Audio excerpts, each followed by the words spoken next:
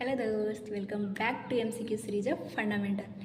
क्या आप भी शुरुआत से ही नर्सिंग स्टाफ या फिर नर्सिंग की प्रिपरेशन करना चाहते हैं और आपको एमसीक्यू चाहिए तो आपके लिए ये वीडियो रामबाण साबित होने वाला है। तो सबसे पहले आपको एमसीक्यू प्रैक्टिस के लिए एनक्लेक्स, टारगेट हाई और पीआर यादव और अपने सिलेबस पे ध्यान देना होगा और उससे एमसीक्यू निकालना होगा। और ये आपके लिए बहुत ज़्यादा टाइम कंज्यूम कर सकता है और आपको अपने समय को बचाना है। और इस जर्नी को आसान बनाने के लिए ही मैं एमसीक्यू सीरीज़ आपके लिए लाई हूँ। और हाँ, देखिए दोस्त, इस नॉर्सेट प्रिपरेशन में फंडामेंटल का वेटेज बहुत ज़्यादा होता है, इसीलिए आप बिना कोई भी वीडियो को स्किप मत कीजिएगा। और चलिए, तो आपको टाइम बिना वेस्ट करते हुए वीडियो का स्टार्ट करते हैं। एमसीक्यू फंडामेंटल सीरीज़ में आज का जो वीडियो नंबर है वो 4 है और इसका टॉपिक जो है वो है प्रोफेशनल वैल्यूज। तो अगर आप पहले वाला वीडियो नहीं देखे तो प्लीज़ एक बार देखिएगा, आपके लिए बहुत ज़्यादा हेल्पफुल होगा। चलिए वीडियो को स्टार्ट करते हैं। तो हमारा फर्स्ट क्वेश्चन है कि which ethical principle promote self determination by the client. बोल रहा है कि कौन सा इथिकल प्रिंसिपल है जो प्रमोट करता है सेल्फ डिटर्मिनेशन क्लाइंट का। तो ए जो ऑप्शन है ऑटोनॉमी, बी है नॉन मालेफिसेंस, सी है जस्टिस और डी है फाइडेलिटी। तो इसमें जो हमारा राइट आंसर होगा वो होगा ए, ऑटोनॉमी। ऑटोनॉमी का मतलब होता है कि पेशेंट का क्या सेल्फ डिटर्मिनेशन, उसका क्या हक है। मतलब कि वो मेडिसिन नहीं लेना चाहता है तो वो नहीं भी ले सकता है, उसका वो राइट है। नॉन मालेफिसेंस का मतलब होता है, मालेफिसेंस का मतलब हार्म करना, नॉन मालेफिसेंस का मतलब होता है हार्म नहीं करना। जस्टिस तो आपको पता ही होगा कि मतलब लोगों के लिए हित में काम करना। तो ये पेशेंट के बारे में पूछ रहा है, इसलिए ऑटोनॉमी होगा। Which one of the following is an attribute of a profession.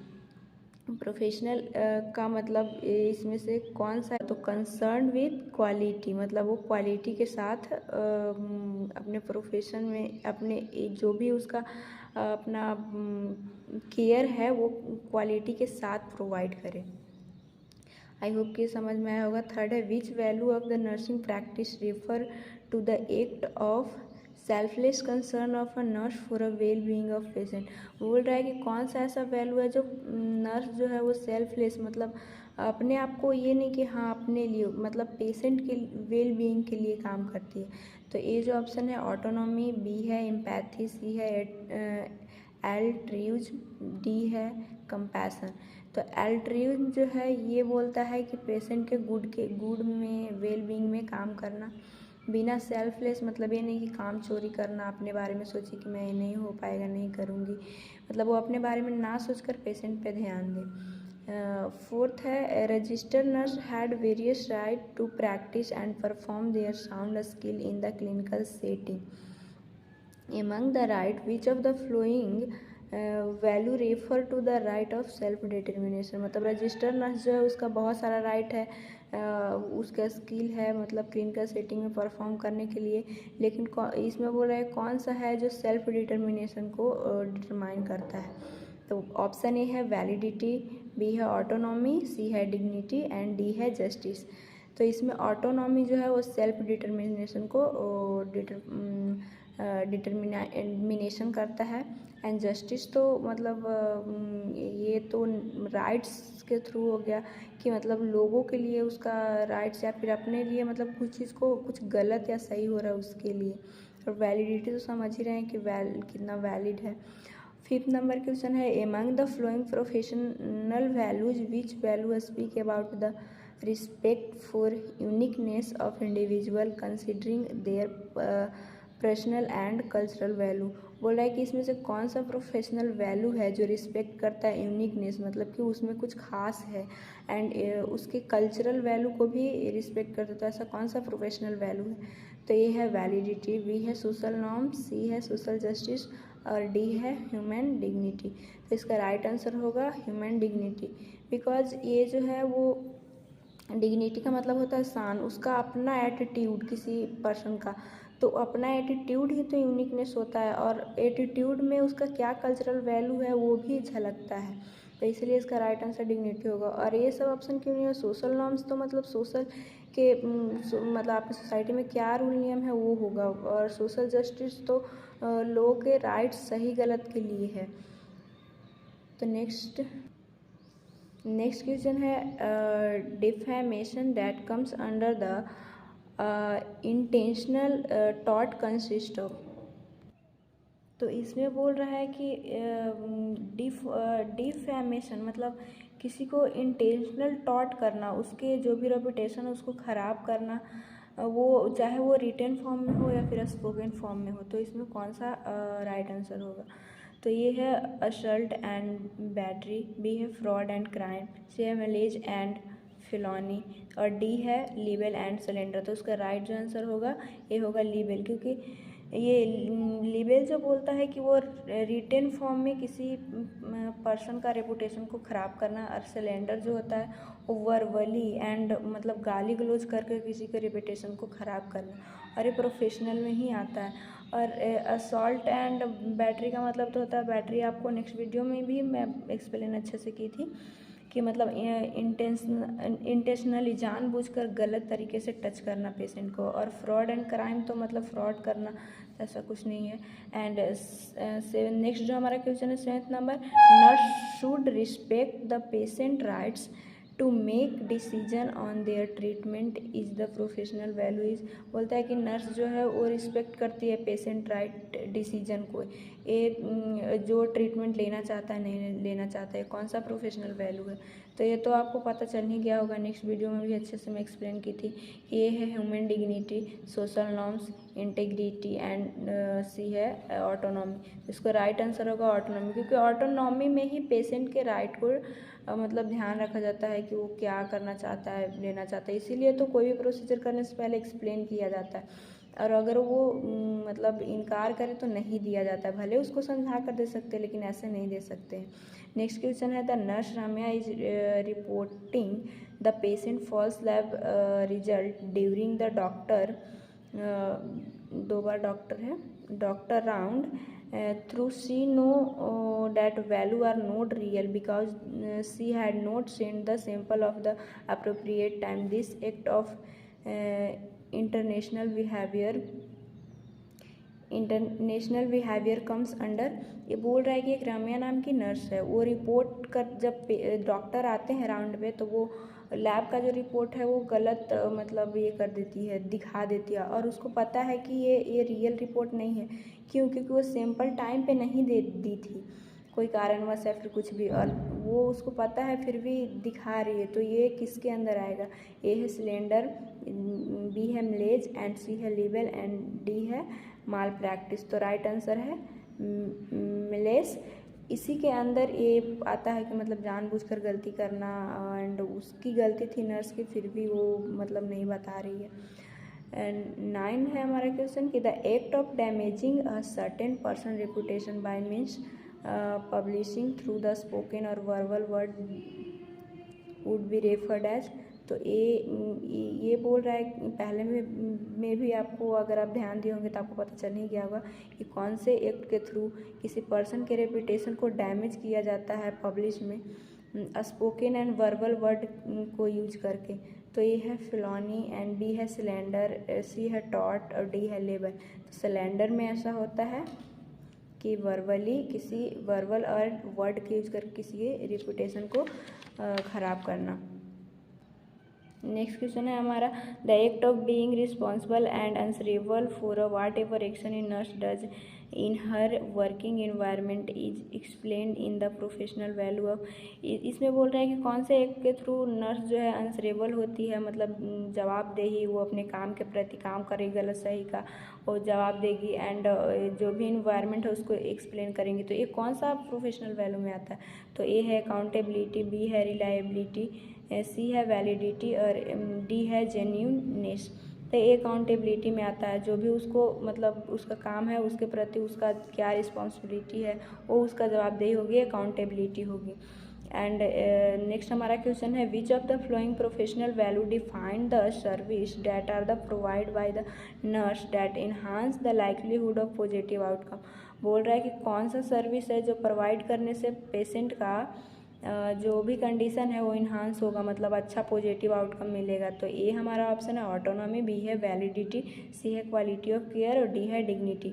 तो देखिए ऑटोनॉमी का तो मतलब होता है पेशेंट का जो राइट है वो मेडिसिन के लिए कि मतलब कंफ्यूज करेगी ना करेगी। वैलिडिटी तो कि मतलब कितना वैलिड है।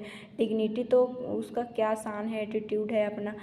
एंड राइट आंसर है हमारा C, quality of care. Quality of care provide करेगी तभी पेशेंट का पॉजिटिव आउटकम मिलेगा। नेक्स्ट क्वेश्चन है हमारा the value that a nurse hold in her cases for being voice for their patient and facilitate what is best for them known as. तो ये बोलता है कि मतलब पेशेंट जो है, पेशेंट का वॉइस बन जाना नर्स का, मतलब उसके राइट के लिए वो बोलेगी। पेशेंट अगर किसी कारणवश नहीं बोल रहा है या फिर वो मतलब उस इकोनॉमिकली वो उतना अच्छा नहीं है, वो नहीं बोल पा रहा है, तो वहाँ पे उसके हक के लिए नर्स बोलती है, मतलब कि उसका ये हक है और मिलना चाहिए। तो ये कौन सा होगा? जेनरस, बी है एडवोकेसी, सी है ऑटोनॉमी और डी है लीडरशिप।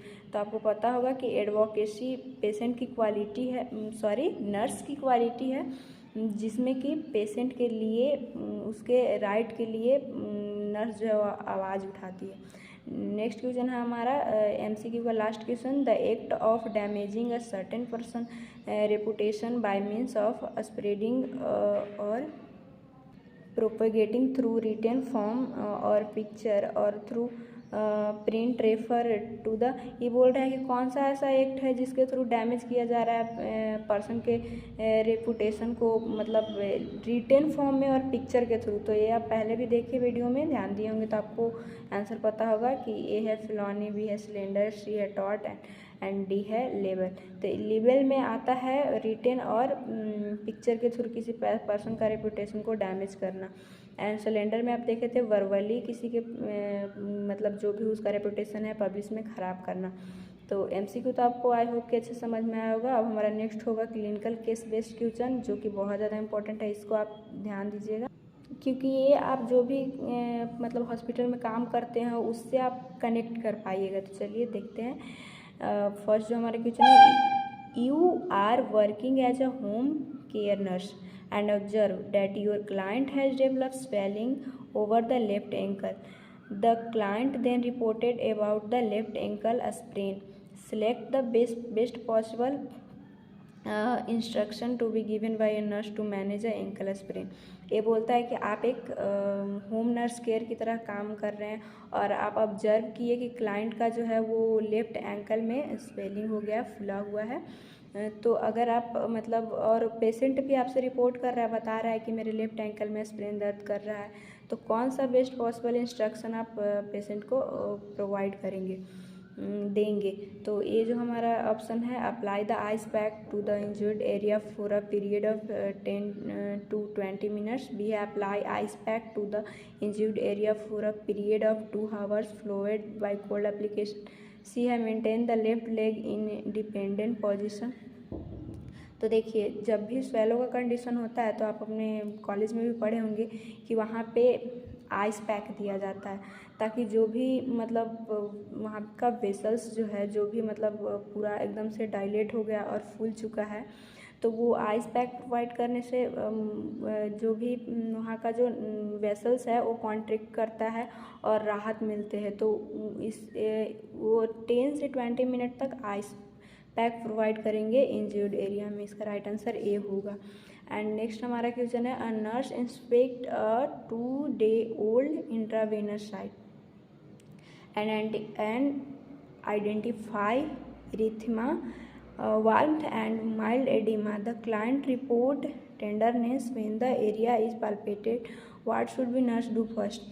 बोल रहा है कि एक नर्स जो है वो इंस्पेक्ट करती है 2-day-old इंट्रावेनस, मतलब आईवी फ्लूइड उसको चल रहा है और उसी साइट को वो इंस्पेक्ट करती है पाल्पेट करके और देखती है कि वहाँ पे एडिमा है, वार्मथ है एंड मतलब फूल गया है। तो आप कौन सा ये जो नीचे दिया हुआ है कौन सा सबसे मतलब अच्छा ऑप्शन है कि उससे क्या करेंगे? तो ए है इरीगेट द आईवी फ्लूइड, मतलब हटा देंगे आईवी ट्यूबिंग को।